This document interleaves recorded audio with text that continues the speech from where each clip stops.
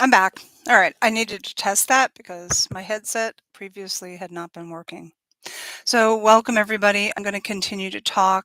This will go into record mode so you can go back and review it. Because I don't know if I'm going to get anybody listening, but you got to start somewhere. I haven't recorded in a really long time. I used to record several years ago a lot more frequently, um, but just literally have not had time. My life has been somewhat crazy and chaotic and all that. So, it's like what's new? I just, trying to get on here, just starting somewhere. Anyway, like I was saying, I do want to talk about this because I did try to record this the other day, like the day of the inauguration. I'm gonna try and read a little bit of this. I highly recommend getting this book in addition to On Tyranny. Um, So I'm going to try and read some of this and see who shows up. Let's see who shows up. Okay. So this basically was written by a guy named Bruce Levine, who is a psychologist, and he was talks a lot against the establishment of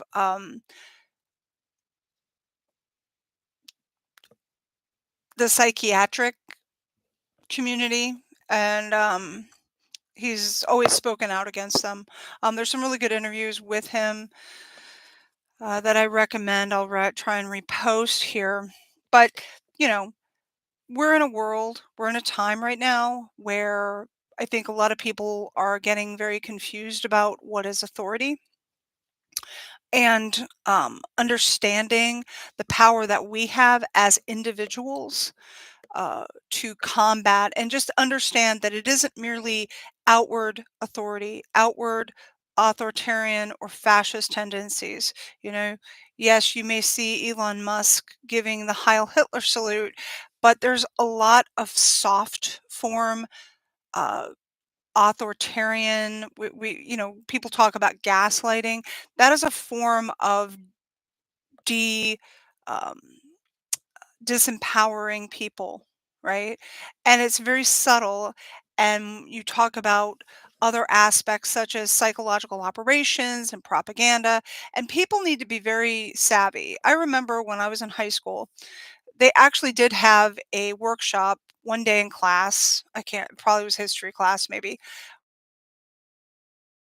out advertising and taught the girls in the tricks of advertising, right? And this was in the 80s, so a lot of it focused on subliminal advertising against girls and women and the sex, like you see this, you know, glass of scotch with some ice in it, and there was a woman's body kind of like hidden in the ice and the thing. I mean, a lot of that subtle form of advertising that goes on to disempower people and to play on the hidden unconscious minds of people. Um, I listened to a researcher and teacher named Mark Passio, and he really does give a really good foundational um, structure to. He basically calls himself a de-occultist. Now, he talks a lot about the occult, a lot about the dark occult, and a lot of people cringe or get bristled by that term. What is the occult? Ooh, it's evil. It's the demon. It's Satan and blah, blah, blah, blah, blah. But that's not what occult means. Okay. Occult merely means hidden knowledge. Okay. And so, what kind of hidden knowledge? Anything basically that can be used against another person to gain an advantage over that person. Okay. Now, there is a lot of occult stuff that is based on esoteric, which means kind of more symbolic, spiritual and religious and philosophical knowledge about the human condition and the way our minds work, our psychology, our uh, beliefs, our um, biological tendencies, etc. All that stuff that, we're influenced by. So to take just traditional advertising, take a traditional ad. Most people understand that they're trying to use a form of persuasive um, messaging in order to get you to buy a car, food, to smoke cigarettes, to drink alcohol, to do whatever they want you to do. They want to try and appeal somehow to your lots of times base nature in order to get you into the store, putting your money on the table and buying that car, right? And we all should know this, but I mean, this is like advertising marketing 101. So, they might have a sexy woman um, strutting around the car, and it's going to appeal to a man's impulses to be sexually attracted to the woman in order to sell this car. It has nothing to do with the car. It has all to do with the sex. Oh, wow, that woman's really hot. Ooh, that car looks really great. I'm going to go buy that car. Instead of actually looking at the logical aspects of why are we buying this car?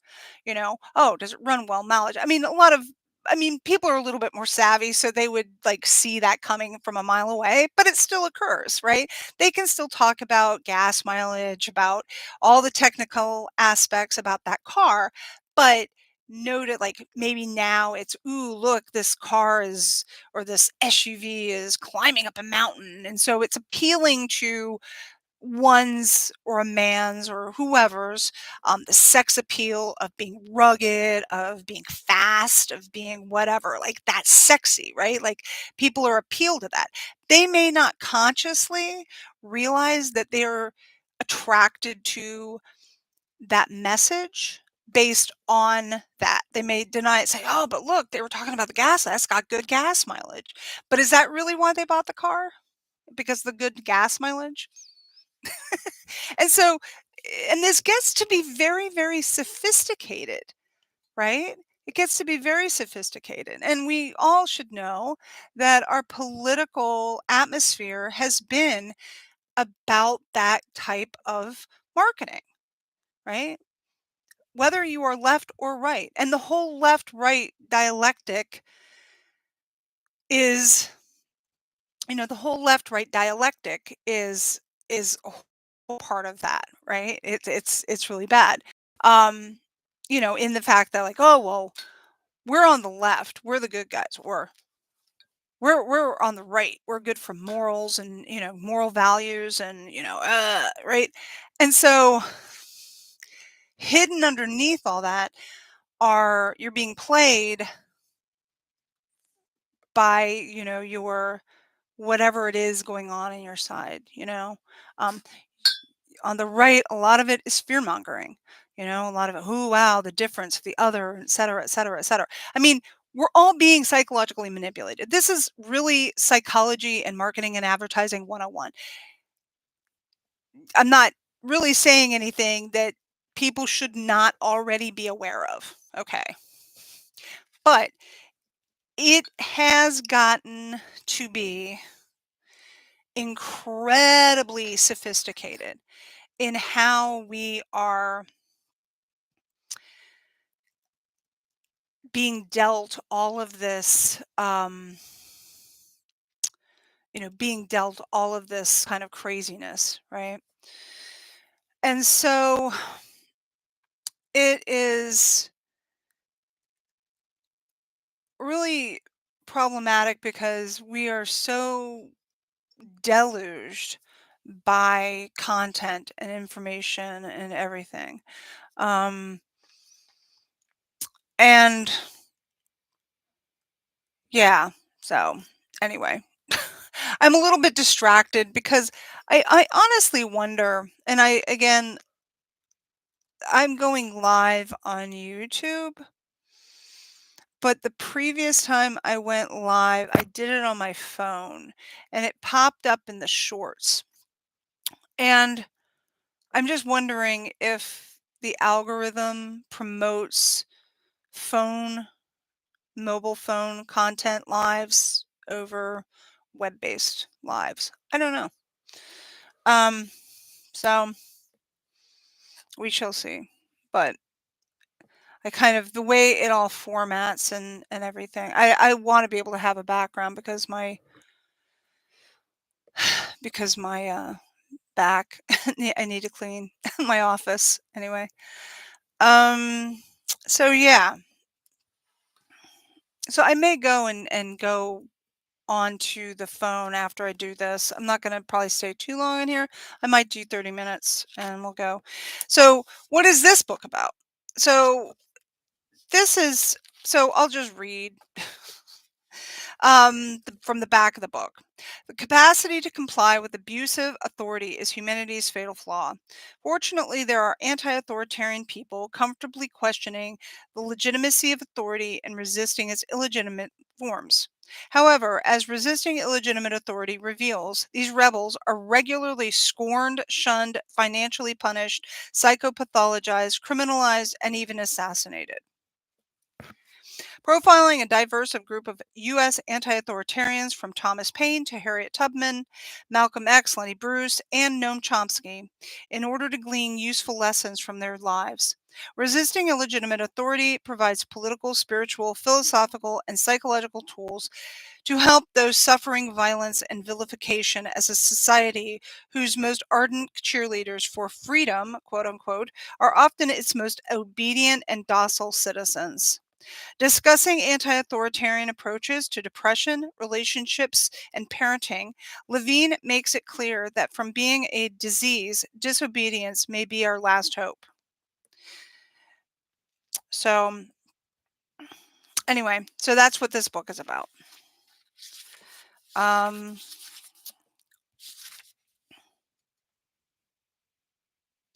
I'm going to read segments from the introduction of this book. While all anti authoritarians do not identify with a political philosophy, all anti authoritarians do represent a political threat to their authoritarian surroundings, be that a government, school, or family, be that a government, school, or family. Anti authoritarians create tension not simply for authoritarians with power, but also for authoritarian followers who fear that the absence of a strong authority will result in chaos. In contrast, anti authoritarians believe that what is most dangerous is authority, and they resonate with scientist and novelist C.P. Snow's observation: when you think of the long of men, you will find more hideous crimes have been committed in the name of obedience than have ever been committed in the name of rebellion. Resisting illegitimate authority is about bigotry, but not about bigotry directed at race, religion, gender, or sexual preference, all of which certainly remains in the United States today. This book is about another kind of bigotry, one directed at certain personalities and temperaments, a bigotry that often goes unnoticed. One temperament is that U.S. society has grown less tolerant of is introversion. Susan Cain's best-selling book, Quiet: The Power of Introverts in a World That Can't Stop Talking, 2012, argues that we undervalue introverts in our culture, doing them and society a disservice. When asked why she wrote the book, Cain answered, for the same reason that Betty Friedan published The Feminine Mystique in 1963. Introverts are to extroverts what women were to men at that time, second-class citizens with gigantic amounts of untapped talent. Our schools, workplaces, and religious institutions are designed for extroverts, and many introverts believe that there is something wrong with them and that they should try to pass as extroverts. There's even more intolerance for anti authoritarians, a highly diverse group whose members include people from all genders, race, ethnicities, sexual preferences, and personalities. In 2012, I wrote an article, Why Anti Authoritarians Are Diagnosed as Mentally Ill, titled on some websites as Would We Have Drugged Up Einstein? And I continue to receive emails from people feeling validated by it, stating that they believe their anti authoritarianism or their child's has resulted in mental illness diagnoses. In the 1950s and 60s, the horrors inflicted by Nazi Germany were still on the minds of many Americans. And the 1950 book, The Authoritarian Personality, which psychopathologized authoritarian personalities, became popular. In the early 1960s, psychologist Stanley Milgram's studies revealed a frightening obedience among Americans to illegitimate authority, and this became a cause for concern. I will detail these and other examinations of authoritarianism and anti authoritarianism, as well as controversy surrounding the authoritarian personality and the anti authoritarian personality. By the 1980s, U.S. society had changed. In 1980, Americans elected former actor Ronald Reagan to the presidency. Reagan had previously acquired an authoritarian strongman reputation by putting down student revolts as governor of California. By the mid 1980s, the Democrats, wanting to appear as tough as the Republicans, strongly supported anti crime legislation that has contributed to the United States having the highest incarceration rate in the world, caused in large part by hypocritical drug laws. In my mental health profession during the 1980s, it was noncompliance rather than compliance that became increasingly pathologized. The American Psychiatric Association, politically in step with U.S. society, revised its diagnostic manual, the DSM 3, in 1980 to include oppositional defiant disorder. ODD, for non-compliant kids who do not engage in criminal behaviors. The APA classifies ODD as one kind of disruptive behavior disorder. Disruptive behavior disorders are now the most common classification of children medicated with antipsychotics, among the highest grossing classes of drugs in the United States today.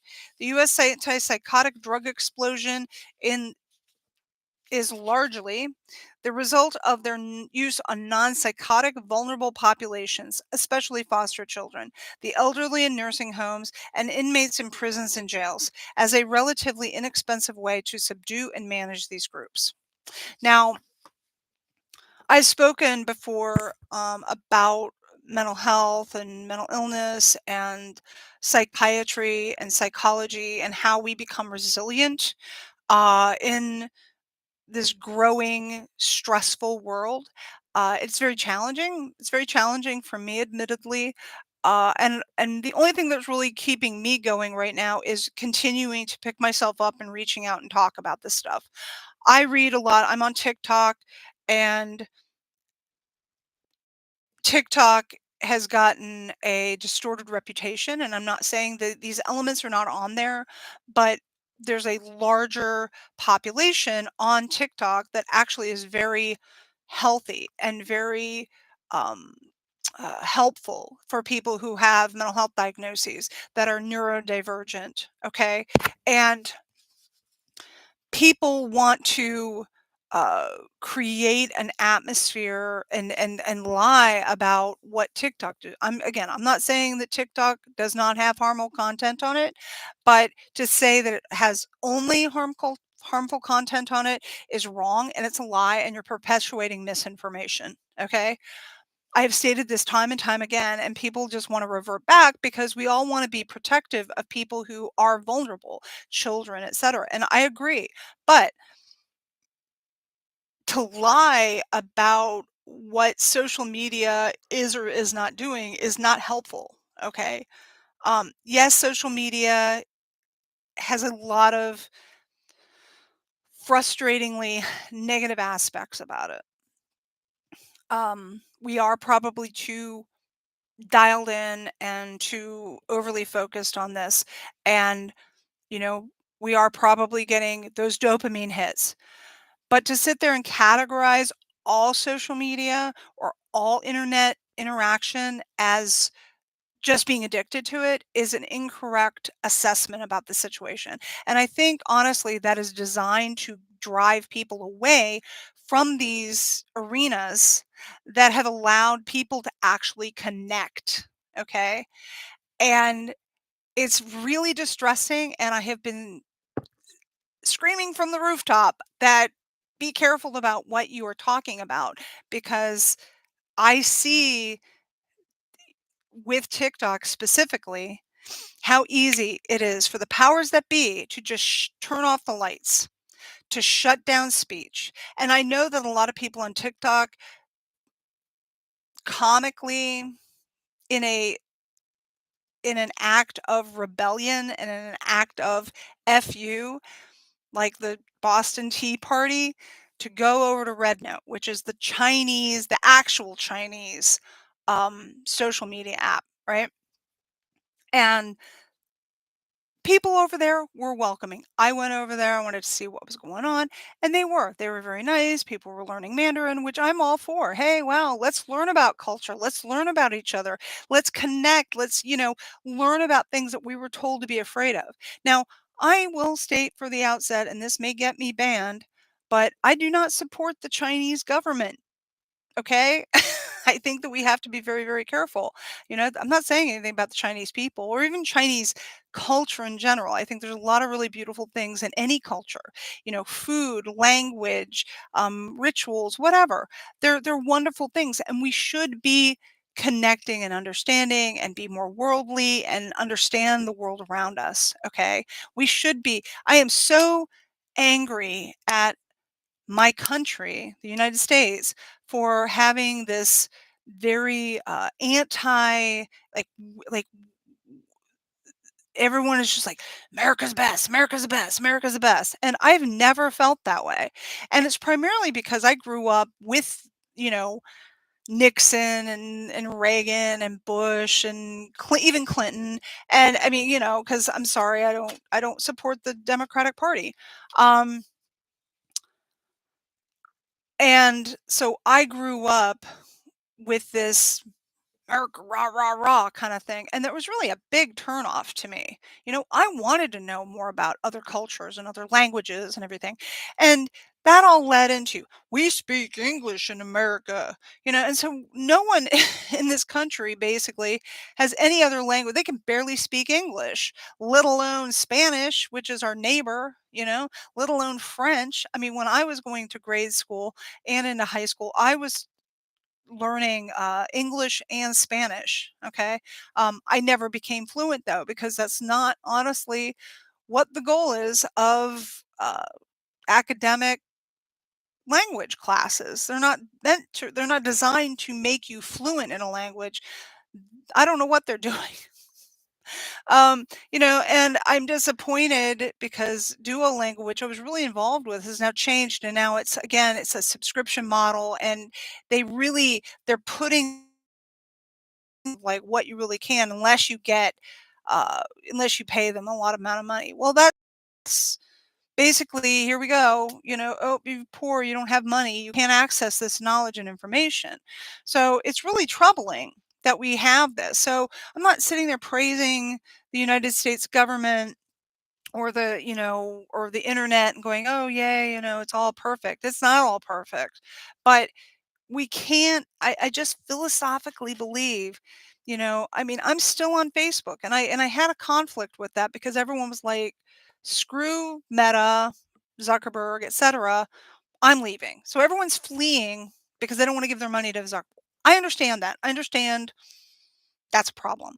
Even with TikTok, like people know that TikTok has been compromised. Zhu was at the Trump inauguration. Okay. So we know that no longer do I mean, and it was not perfect to begin with. And nobody on TikTok said it was perfect. I mean, there's still content there you can still connect with, but we know something's going on. And so people are like, well, I'm gonna just, get rid of it all, and I'm like, "Okay, but do you have an option in order to be able to connect?" Maybe you are lucky and you have a community in which you feel safe and solid with, and that's an in-person community. You've got best friends, you've got a social network, you've got family, you've got whatever you may have, but note that there's a lot of people. I mean, it is in epidemic proportions that do not have any of that, and the only means to the outside world is through the internet, okay? And I have a communications degree, okay? And I will admit, because I got distracted in my life from really utilizing and really understanding how to properly use this technology in order to remain connected, to speak out. I speak out all the time and I have no audience because I'm not doing things properly. But I continue to do it because it's what I can do. Okay. Um, and I run several Facebook groups that have thousands of members. And I had a podcast, etc. And they keep changing it. And I have a full-time job that is a very I do medical records for a mental health agency. Um, and so I don't and my life has not really been easy because I take care of a cat colony. I have a lot of responsibilities and they take me away from doing this and being able to connect and yet I still try to do it to the best of my ability. And I'm not as good as anybody else. In fact, you could look there and say you don't have any followers, so you need to do this and you need to make your stuff all edity. I can't do that. Okay, because I don't literally have time. I mean, if this was my full-time job, that would be one thing. If I was working on my own and I had focused on that. So, you can sit there and say, well, you have no legitimacy to talk on these issues. Maybe I don't. Maybe you can view that. But, you know, I'm here and I honestly believe that it is important to maintain and take a stand and not retreat. I think that we need to remain connected to one another, however, we need to do. These are the tools that we have at our disposal currently, and we need to be a thorn in the side of the establishment and the powers that be that are trying to take our power away from us. Okay. And I personally feel like we need to hold that space, take up space. We need to be present. We need to be loud. We need to be visible because there are people out there right now who cannot be visible. If you can be visible, if you can take a stand, take a stand.